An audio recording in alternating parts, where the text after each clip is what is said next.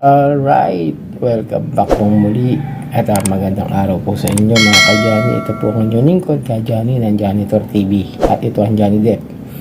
Usapang utang, usapang ola. So sa mga pabalik-balik po sa channel ko, maraming salamat po.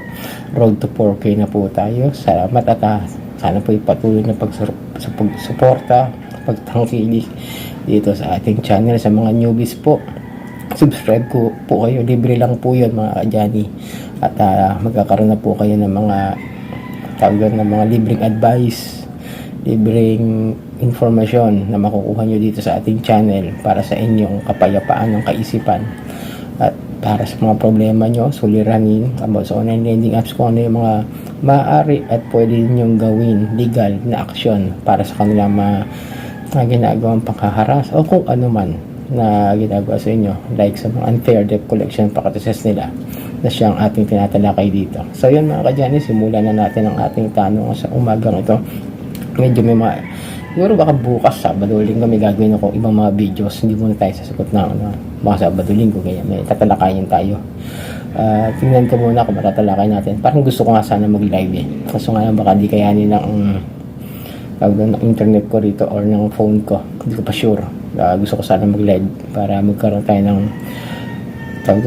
automatic, yung exacto yung live na share experience about sa mga ola. Pero subukan natin kung Sabado o Linggo mga ka-Johnny. Tingnan natin kung kaya ng ating time at ng ating pagkakataon. So yun, simulan na natin yung tanong at sagot. Itanong mo kay Johnny at ang ola nyo sasagutin ko. Tin. Ewan ko kung alam pabilar kayo sa tagtug na yun So ayun mga ka-Johnny, at shoutout po sa iyo Henobeba Basamot 2726. Nakapagsagot na ba ako sa kanya?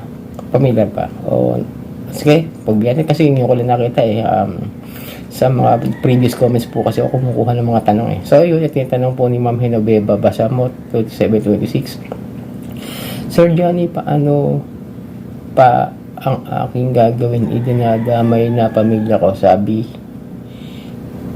siguro ay padadalhan daw ako ng ataol at bulaklak. Natatakot na po ako. Well, tandaan ninyo, mag-file na po kayo ng formal complaint sa NBI or PNP, anti-cybercrime.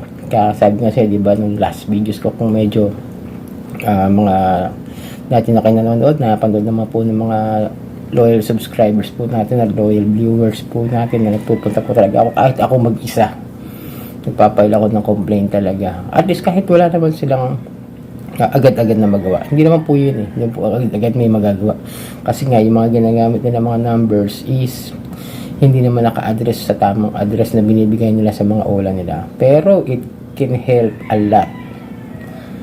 Listen to my words, it can help a lot na magkaroon kayo ng securities features na meron kayong formal complaint na kahit hindi nila masyadong magawa na ma-read agad yan.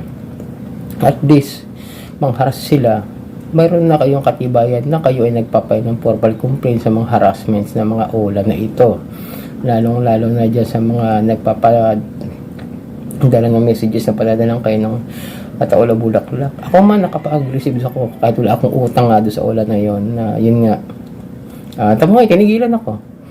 Ayun yun kasi alam na alam niya na talaga padadampot ko sila dahil nga once na magkaroon ng aberya sa akin or sa kung ano man yung mangyari, at least alam ko, may ideya ko kung sino-sino yung magpapadala, diba? Yun yung sinasabi ko sa inyo na still file a formal complaint sa mga ganyan. May magagawa na pagkakaroon ng peace of mind sa mga ganyan. Ngayon kung taga-NCR kayo, meron pong magaganap na mass filing sa March 25.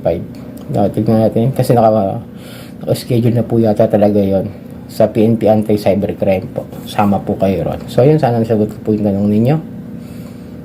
Ito pa, yung pangalawang tanong, lakihan natin, medyo maliit kasi yung So yun, shoutout po sa iyo Tagalog Kilabot Story 4509. Marami pong salamat. Gumagawa po kayo ng mga Pinoy horror stories. Natulad kasi ako mga ganyan like Pitoy Creepypasta, Midnight Man, si Malik Mata, yan, mga nanonood ako ng mga horror stories. Mahilig din po ako sa mga ganyan, kaya ngayon din isa sa mga pinapanood ko sa channel, sa YouTube channels.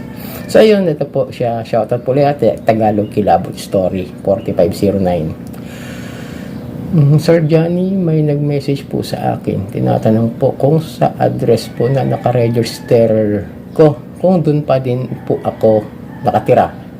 Kinakabahan po ako natakot po ako. Baka po kasi magpunta sila. Easy loan po, Sir Johnny. Hindi na po ako makakain at makatulog. Gumawa ka ng kwento. Total Tagalog horror stories yata ang content mo. Hindi ko pa nakita yung channel mo. Yung mga yan yung easy loan, no? Yung mga ganyang klase ng mga ola. Hindi yan nagpupunta sa bahay kahit magtanong yan ng ano. Pero huwag mo ibibigay yung as in talagang ano mo. Hindi ko sinasabi sa'yo na takasan mo yung utang mo dyan. Wala ko sinasabing ganun. Huwag kang basta-basta magbibigay ng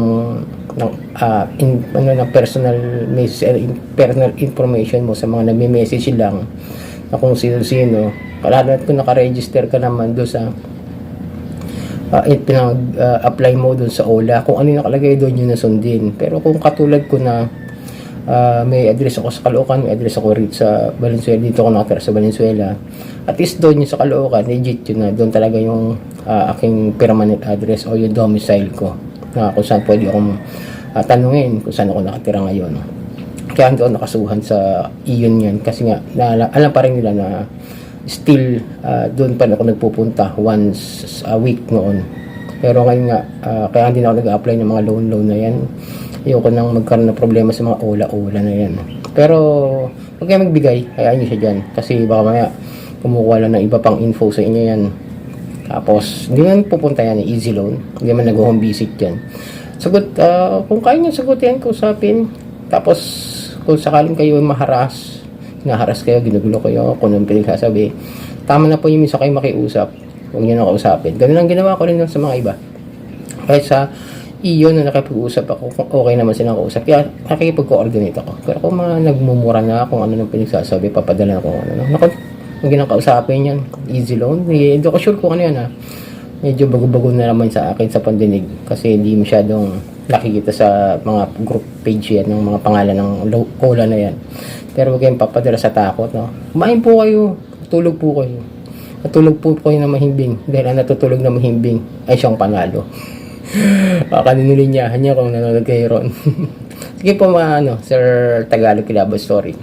Patuloy niyo na po yung buhay niyo, kalama lang po kayo. Huwag kayong matakot dyan. At ito pa, okay. Shoutout po sa iyo, Wayovo ay 7697. Sir, good PM, nag-penalty ako last week 300 sa home credit. Home credit naman po Hindi ako tinantanan kakatawag. Just now, nag-convo ako sa agent nila sa apps. As ako official receipt sa lahat binayaran ko, wala daw sila nun. Ang sa akin nakatago lahat resibo. Pinagbabayaran ko sa 7-Eleven. Pagdating ng time, todo haras nila sa akin. Wala sila maipakita official receipt from BIR. Magkakaproblema yung OLA na yan. Try ko pa din mabayaran sila. Humina lang pagkita ko, basta haharapin nila BIR, SEC, PNP at pag nasa legal na. Yes, tama po yan. Huwag yung patakot sa mga. Yung home credit, dapat kung hinihingian nyo ng ganyan, yung mga resibo, tama naman po yan. Kasi makulit po ang mga agent ng home credit. And then, pag ganyan na kinukulit kayo, tama yung hiningan nyo po ng statement of account na loan nyo. Kasi yung sa iyon ko, hiningan ko rin naman. Pero okay naman sila. Wala namang problema. Pinakitaan naman ako sa email ko, yung kung ano yung babayaran ko. Kaya, maayos silang kausap. Yung sa iyon hindi yung sa home credit. Yung home credit ko sinubukan nyo kahit kailan alam kung sobra magpatubo din yan, loan shark din yan. Pero, yung mga ganyan na walang ipapakita sa inyo na statement of accounts, may laban po kayo kasi kayo may resibo. Tama po yung ginagawa ninyo. Yan yung mga pinakamagandang gawin po. Lagi nyo itatabi yung mga resibo ninyo ng inyong mga payments, kung sa e-wallet man yan o 7-Eleven o sa mga money remittance na kung saan kayo nagpapadala ng bayad ninyo. Napakaganda po ng inyong ginawa.